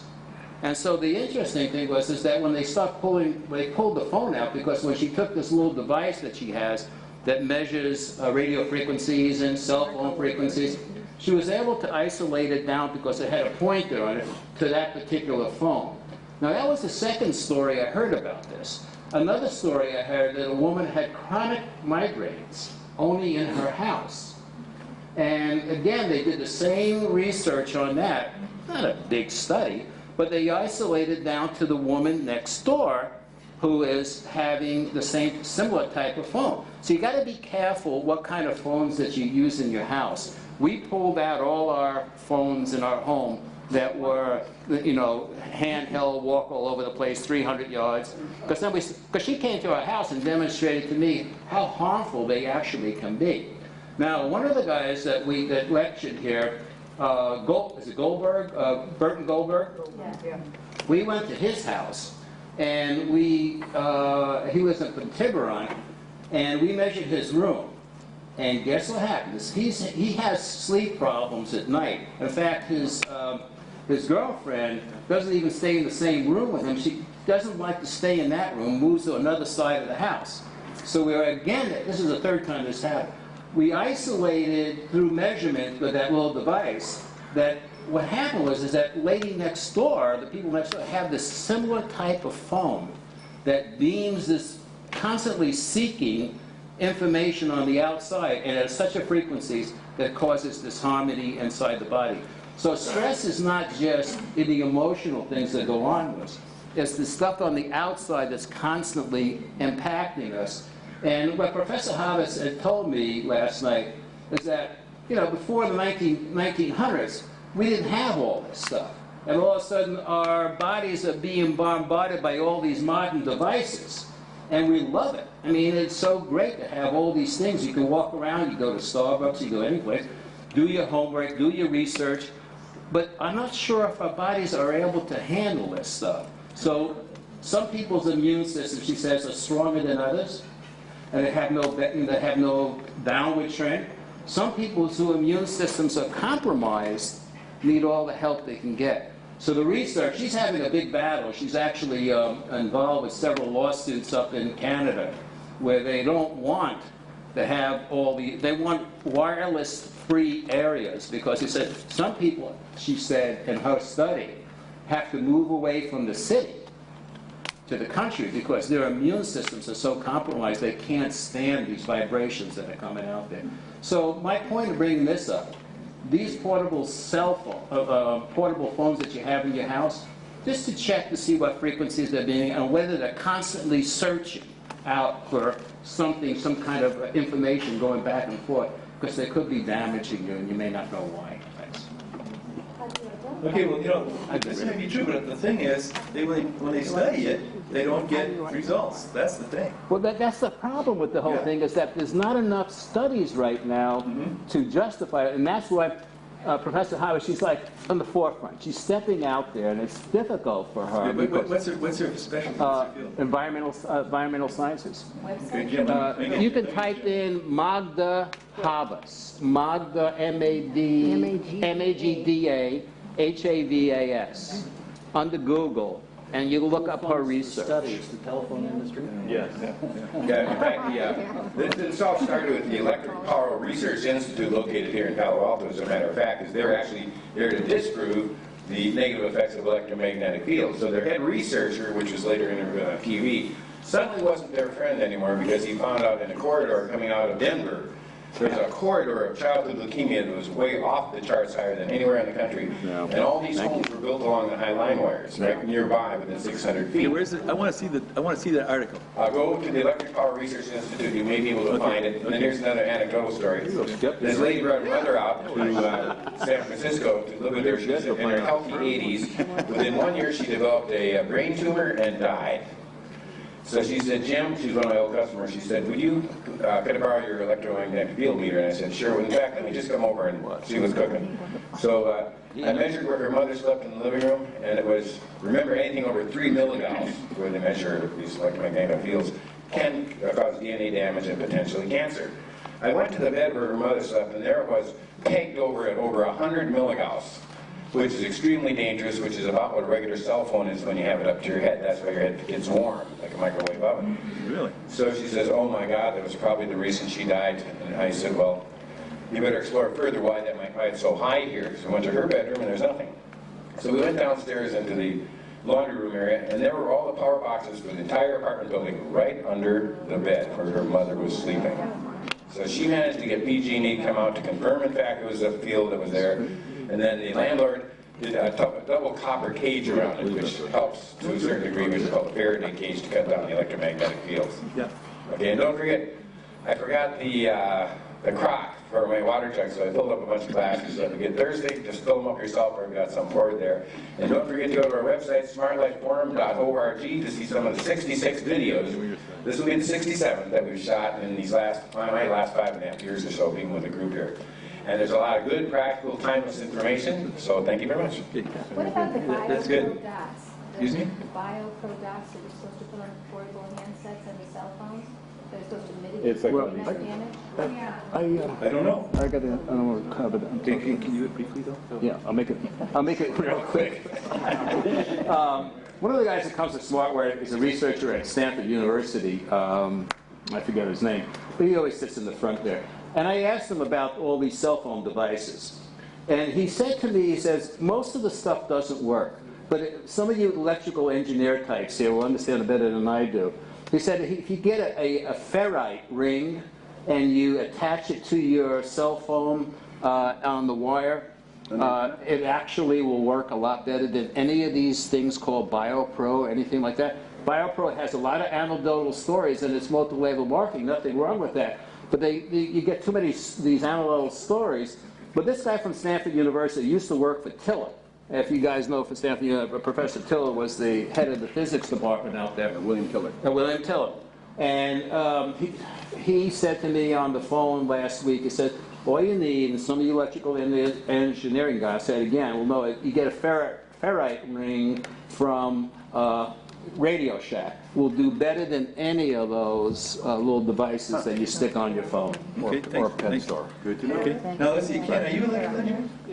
You get the same thing with By the way, this is Ken Horter. He's been living in some distant place. I'm glad to see him back in here. My name's Ken Horter. I'm living in La Jolla right now. All right. Lucky you. Slumming. And I am an engineer, and I'm also a general in the ham radio community. And the thing you're talking about in terms of the home phone to a home are running about 2 gigahertz. If you go 5 gigahertz or above, you don't have a problem. But 2 gigahertz is the problem because of it's the same frequency that you use in your microwave. It cooks the food. If you turn on your microwave and your phone goes away or starts producing static, you've got a problem. That's the wrong frequency. And you probably don't want to have that near your head. So, just to give you that. So why don't you put your phone in the microwave? Regular cell phones don't have a problem. They're at 800 megahertz. Okay, good, thanks. I'm Dave Asprey. I'm on the board of Smart Life. There's an interesting book by Robert Beck. I believe it's called The Body Electric. Right. It's Becker, I think. Becker, thank you. Beck actually has a similar one, but Becker I think is the right one. It's black. If you look on Amazon, there's different colored books about it. Robert O. Becker. Robert O. Becker, there we go, the one. This guy, as I remember, won the Nobel Prize for healing disjoint fractures. He figured out that microcurrents, was it Nobel? He was nominated. He was nominated but didn't win, okay. But basically, he's a medical researcher. The book not only talks about studies, he talks about his 25 years of trying to get this past the equivalent of Big Pharma, which we could call big electricity. But essentially, anyone who's interested, if you read that book, I think you'll understand there's some real risks here, and the studies are quoted. So if you might want to read that, the next time you'll be like setting your cell phone over there. Okay, that's good. Well, the thing is, we want the science. If the stories are too amorphous, and you never know what to make of them. And like Ken points out, 800 is okay. 5 gigahertz is okay. 2 gigahertz is microwaves your brain. So I mean, you can see if someone set up a study, unless they were very sophisticated about their original hypothesis, the study might be garbage because they might not be testing the right frequencies. But anyway, until we get good studies, we really won't know. And I certainly think that there's dangers there. I don't use a cell phone myself except in my car, and I don't even, I have like 10, 15 minutes a month on my cell phone. I don't even know the number. Nobody else does either, of course. Anyway, this is all irrelevant. We've got to stop here. Oh, let's get FEMA in and then we'll stop. It's interesting because my husband sent me something from IEEE, the red rag, and it was talking about cell phones. And they're finally saying, oh, there might be something here that causes problems. There's a study done by Peter Duisberg at UC Berkeley 2 years ago on cell phones. Peter Duisberg had a wonderful symposium 3 years ago, on electromagnetic pollution in cell phones. And the conclusion was by Denmark, Norway, and a major group from Israel that they all produce free radical damage. That's the major cause of these gigahertz, megahertz, anything. Now, if you understand, Robert Becker found that subtle energy is the key factor in how the body works. And we're doing research right now with very low energy, and we have a few patients on it right now. And we have 2 MDs with their father who has cancer, and so far the cancer is totally gone. And what we found is that if you resonate frequencies below 1 hertz, you actually bring back the body into a normal range because the resonance of the DNA. How many of you know the exact resonance of the DNA? The only one I know who knows about it is 2 doctors, Jerry Jacobson and Merle Garnett. It's 0.008 hertz. And the heart resonates at 1.14 hertz. So you can see anything above that causes disturbance to our DNA and causes degaussing of our cells and depolarization, and that's the key factor. Well, see, here's the thing, we all use cell phones. So what are we doing, just making ourselves miserable here? I mean, I would like someone to take on the project of doing some research on this, looking at the studies and doing a short report, talking to Don Southern, and getting on the agenda. There's enough of this, this story and that story. Let's do a little research here. This is a study group, and somebody could make a contribution. So, if you think you're up for that, Jim, or whoever, or Stan, we'll have a short report, and I want to see the studies. I want to be able to go and look at it. If I tell my sister, who lives in Indiana, and she's like Missouri, the show me state, then I can show her something. And I'd say, well, I got this buddy who had this friend who had this problem. See, that doesn't cut it. That's not science. So, okay, now I stop haranguing you, and I'll bring up Denise. Are we all set up here? How are we doing, David? Where's David Yost? Are we all set? Good. Okay. Well, let me introduce Denise and Gerald Lum. Denise Coolidge Johnson is doing a marvelous job working on this chloramine problem, which she's going to educate you about. We've had her before, and there's a lot that has happened. One of the things that's happened is Gerald has set up a tremendously good website with a lot of great research on it. Now there, you can see the research. This is not just anecdotes. There's plenty of anecdotes for sure. And anecdotes are good because they give us leads on what to figure out, what's happening here. Why did this happen? Why did that happen? Anecdotes have their place in inquiry, but that's not science. They have science. So I'm gonna give her the floor here to stop talking, and turn off a little bit of the lights. And let me see, we got a spot for Tex here. Is anybody sitting there? Tex, there's a space right here. Is it taken? Okay, how about next time? Okay, buddy.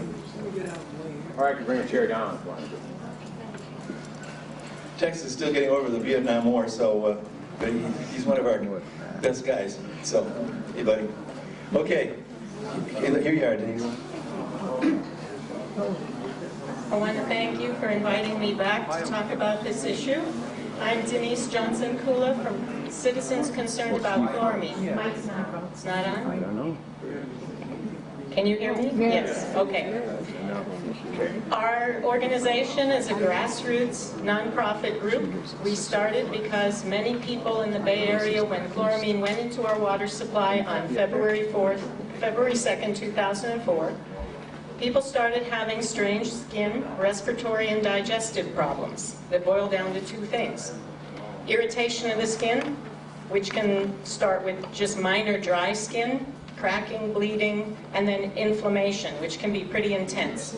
And Gerard has a picture of one lady who sent us her rashes, pictures of her rashes that her son took. He's a professional photographer, so rashes are hard to show up on a picture, but he did the right exposure. She had suffered with this rash all over her body for 2.5 years before she heard about our group through a newspaper article.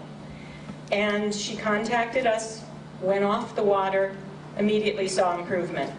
She also discovered that if she ate food or drank water that had chloramine in it, if she went out to eat, because she was using bottled spring water at home, that her rashes would start getting irritated again. She sent us her after pictures after she went off all the water. Her doctors are stunned. They don't know what to say because no studies have been done on the dermal, the respiratory, or the digestive effects of chloramine. All the symptoms people have been having since this went in our water. Some people are more sensitive than others and they show the symptoms right away. Other people get a chronic progression of the symptoms from mild to severe as time goes by. So we're hearing from more and more people all the time as they find out that chloramine went into their water supplies and that they've been having symptoms since then, and they do the challenge test going off the tap water. If it's for respiratory exposure, it's showering and bathing and breathing it in the indoor air from your dishwasher steam or your laundry or your humidifiers with tap water in them. There are myriads of ways you can be exposed respiratorily. The bathing where the skin irritation occurs, or the drinking the water or cooking your food in it, that's a little easier to address than bathing. We have over 400 people who have done cause and effect now on their chloraminated water symptoms.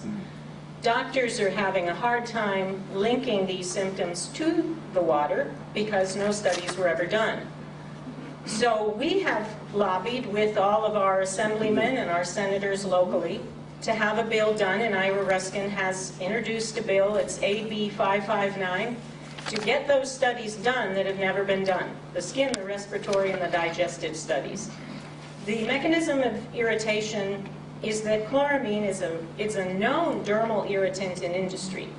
It's a known respiratory irritant in industry. It can cause death from pulmonary edema within a day of breathing it. That's at higher dosage levels, but nobody studied it for the dosage levels which we're using in our homes. So Ruskin is asking his people in Sacramento to look into universities or other independent agencies that could conduct these studies and look into whether or not chloramine is safe for us to use. Put it in the water first, study it later. Seems to be what the EPA is good at. But we are looking into places like Stanford and known research institutions to do these studies so we can determine once and for all if any levels are safe. I see when I travel about the Bay Area giving talks that about 30% of the population is affected right away with immediate symptoms. Some people start developing their symptoms later and they chronically progress into more serious things like chronic respiratory disorders that look like asthma or bronchitis and things like this, and their doctors can't isolate the cause. Allergies have been ruled out. It's just a general irritation of their respiratory mucous membranes, dry eye, dry mouth, bleeding lips, irritation in the esophagus that looks like acid reflux, or IBS-like symptoms, and it's all from the irritation of the mucous membranes that chloramine is known to cause, but was never studied for water disinfection use. The skin irritation is similar mechanism. The monochloramine breaks down into hypochlorous acid and ammonia, both of which stay on your skin and continue to irritate it. So we ask people who are sensitive to stop bathing and showering in the tap water, substitute bottled spring water, or if that's too hard to do the sponge baths or travel out of town like I do to shower in a place that doesn't use chloramine like Morgan Hill or Gilroy, we tell them do a quick cool shower, rinse down in the bottled spring water to get that chemical off your skin so it stops irritating it. People have had wonderful results like Shirley from Mountain View. She was interviewed by the Mountain View Voice, and an article was produced on February 9th that attracted a whole bunch of more people's attention who, for the first time, heard about chloramine and had the opportunity to go off the water and also demonstrate that they didn't have symptoms when they weren't exposed to chloramine. Chloramine is a powerful oxidant. You've all heard about oxidative damage, stress, free radical production, and so forth. It is a very powerful oxidant. It eats up sulfhydryl groups, it chews up your glutathione production, and leads to toxicity states, increase in aging, and all kinds of diseases are a result of that. It is very toxic to cells. In your body, your cells produce small amounts of monochloramine, and they induce inflammation. So is it a surprise when we're consuming this in our water and bathing in it that we're seeing inflammation? Non-allergic inflammation. From a study we have, if Gerard could show our menu, if you haven't seen our website, do visit that. We have some handout materials for people. I doubt anyone here is not computer savvy, but just in case you want copies of some of the things, you can ask me. We have a menu in the blue area on the side, the left-hand side, as you look at it on the wall. We have research studies and links. In that section, you'll find a sampling. It's by no means exhaustive. We have a lot more detailed things, but the website will be 200 pages long. We have health effects, environmental effects, and plumbing effects research. On the health effects issue, you can find the New Jersey Department of Health and Senior Services hazardous substance fact sheet. That shows that in industry, they know chloramine makes people sick through respiratory problems like asthma and pulmonary edema, and irritates the skin, leading to eczema-like rashes. In that document, it says that even if you're not experiencing immediate symptoms, chronic low-dose exposures to any chemical can eventually lead to serious long-term effects. So those of us who aren't affected now would do well to consider your exposure every day, drinking the water, eating food cooked in the water, bathing in the water, brushing your teeth in the water, etc. We recently, CCAC, our organization, was contacted by a doctor who knew of a researcher for the EPA who is finally doing studies, not on monochloramine itself, that still hasn't been done, and we're asking for those studies, but was finally studying the disinfection byproducts created by monochloramine. His name is Michael J. Pleva, spelled P-L-E-W-A. He works at the University of Illinois. He's been researching the disinfection byproducts created by chloramine, and he identified the very toxic iodo acids that are found in some water supplies where chloramine is used. He is going to release new study data that shows there are thousands of many toxic disinfection byproducts hitherto unknown, because no studies were done on this issue, because monochloramine was very infrequently used in the past. These disinfection byproducts he's identified pretty much make trihalomethanes and HAAs look like vitamins. He says they are the most toxic disinfection byproducts ever identified in drinking water. And they're created with chloramine. And they are in California water supplies as well as water supplies across the country where chloramine is used. I can't wait. We will pop his research right on our website as soon as he publishes it. You can go to his website and see his previous research on the iodo acids. Has anybody done political research on chloramine to see who's benefiting, who's making money off this, or something like Carlisle? Or The way they use chloramine is they get the chlorine, put that in the water first. It provides the primary disinfection. It's a strong disinfectant. You need to use that. Monochloramine is a very weak disinfectant. It can only be used as a secondary disinfectant. A primary disinfectant kills on the site where the treatment plant is. Kills, the microorganisms that cause disease. That's why we use disinfectants. Then the secondary disinfectant has to persist throughout the water system all the way down the pipeline. There are 4 that the EPA allows: potassium permanganate, chlorine dioxide, chloramine, and chlorine. So the EPA has allowed those 4 choices. The utilities opt for the chloramine because it's the cheapest. It's the only disinfectant in the manual of oxidants and disinfectants that says it's inexpensive and easy to make. So it's very easy for them to just buy ammonia, dump it in after they put the chlorine in, form the monochloramine, and that provides the residual. Doesn't it make multiple molecules or different molecules? Yes. Those are called disinfection byproducts, unintended chemical consequences of using a disinfectant. Well, I mean, even before it gets anything to be disinfected, just the chlorine and the ammonia make not just one chloramine, there's various. There's monodi and trichloramines, increasing in how many chlorines are bonded to the ammonia. As they increase in the number of chlorines, dichloramine is much more toxic than monochloramine. Trichloramine is lethal. We have a study by Taylor and Francis that shows if rats are exposed to trichloramine vapor, they die within, 50% of them die within a day of pulmonary edema. What are we doing in our showers?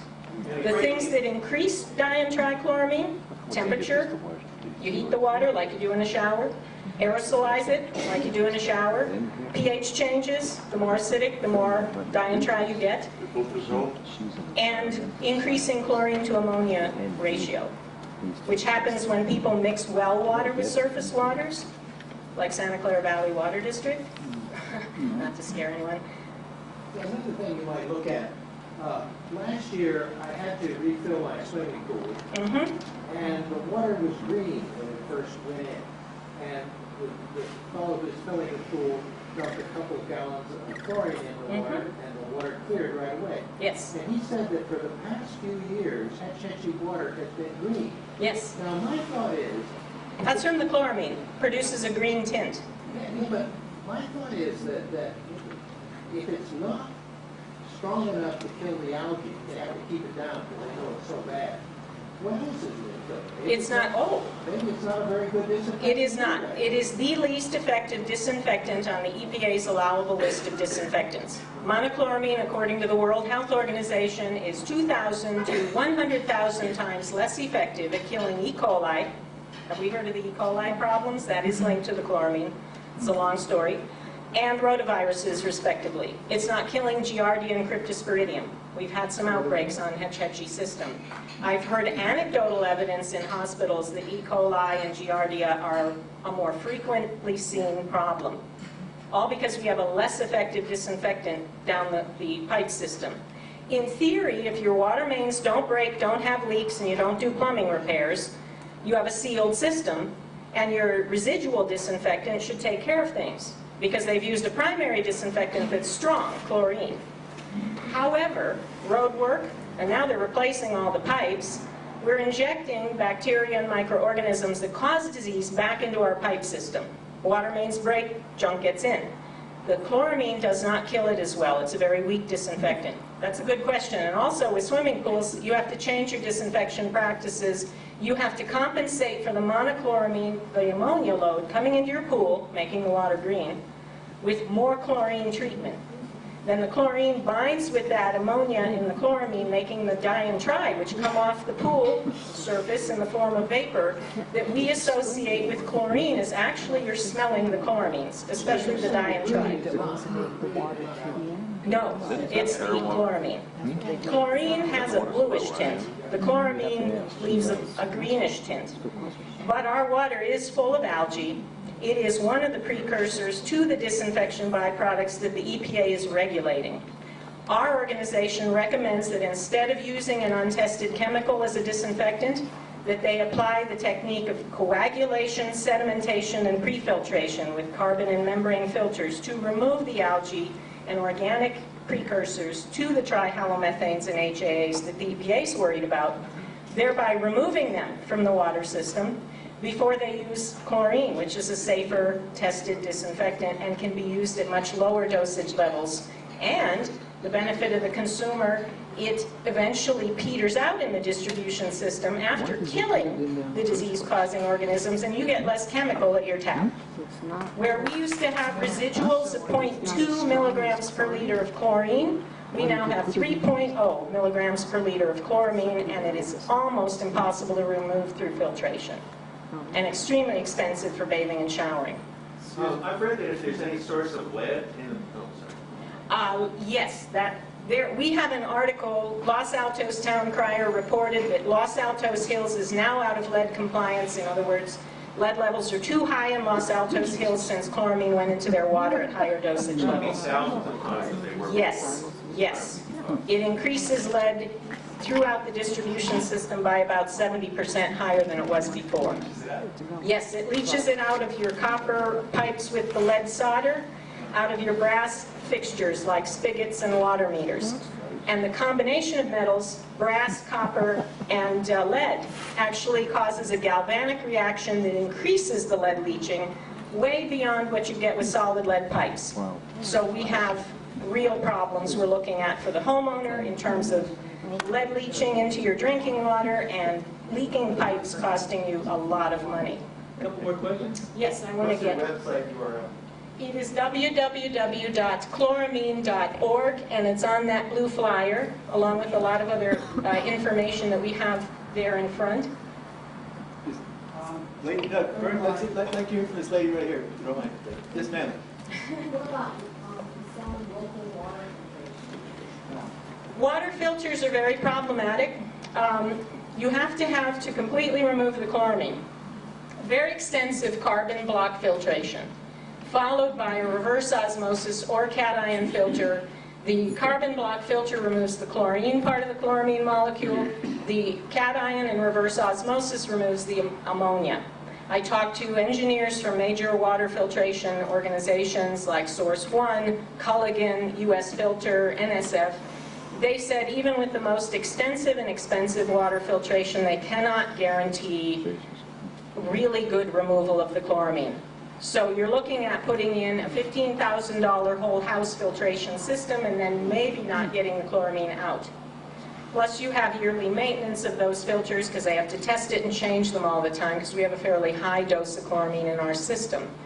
Also, once you remove the disinfectant, and since chloramine is a less effective disinfectant, there are microorganisms left in your water that if you have a large house, or if it's an apartment building where the cost of filtration would be about $120,000 and up, $120,000 for a 5-unit apartment building like mine, they have to put the filter on the line coming into the building, not in an individual unit in an apartment.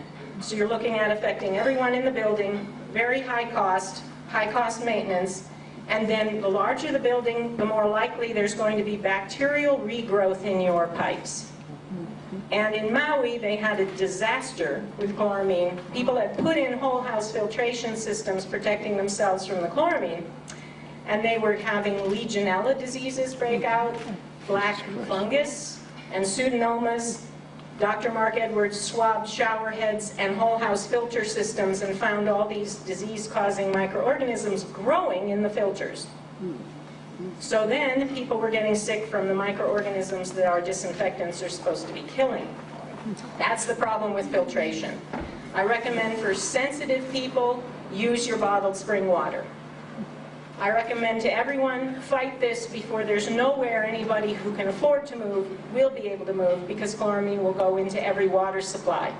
Where I now shower in Morgan Hill and Gilroy, where they still use well water, they're building up the urban areas, and when they exceed capacity of their wells, they will import surface waters and treat them with chloramine. And every utility is like a lemming, following the ones before them, saying, gee, there are no adverse health effects reported in the literature. That's because no studies were done, but they don't go there. So they just go and follow the leader over the cliff and put chloramine in the water. Thank God Ruskin is doing this bill to get the studies done. We're going to work with federal representatives to get an exemption from the EPA to stop using chloramine until those studies prove it is safe. Very good. Thank you.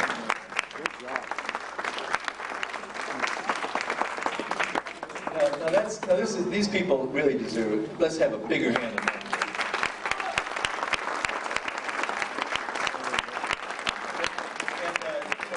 Carol has spent hours putting this website together, so get on that website. I've seen it. There's research done in Massachusetts, in Boston, excellent research by college professors, and the kind of people that you can kind of more or less rely on to be unbiased. And okay. Since Gerard donated hundreds of hours to do this website, and it went up in July of last year, we have heard from 14 different states and a couple of different countries where chloramine went in their water supplies and they're having all the same problems. And they're organizing to get it out of. And I'll tell you something. I started having cracked lips. And I didn't know what it was, and then Denise showed up one night and talked about chloramine, and I thought, well, maybe it's chloramine, because I really have I have sensitive skin to stuff like that. But anyway, so much reluctantly, I started buying spring water, and now I only drink spring water. I have to haul it home, 2-gallon cans, poor guy, but. It was so bad I went to Kaiser to get some kind of topical cortical steroid cream or something, and that kind of helped. But now I don't have it anymore, folks. Now, of course, this is an anecdote, right? But for good science, you can get on the website. Now, here's the other thing. Somebody in this room, and you know who you are, should do the same thing that Denise is doing for cell phones. Let's stop complaining and get off your ass. Do I have to name names here? Okay, we'll stop now and take a break. Thank you, Denise. At the break. After the break. We quit sucking on tailpipe. We never have lips.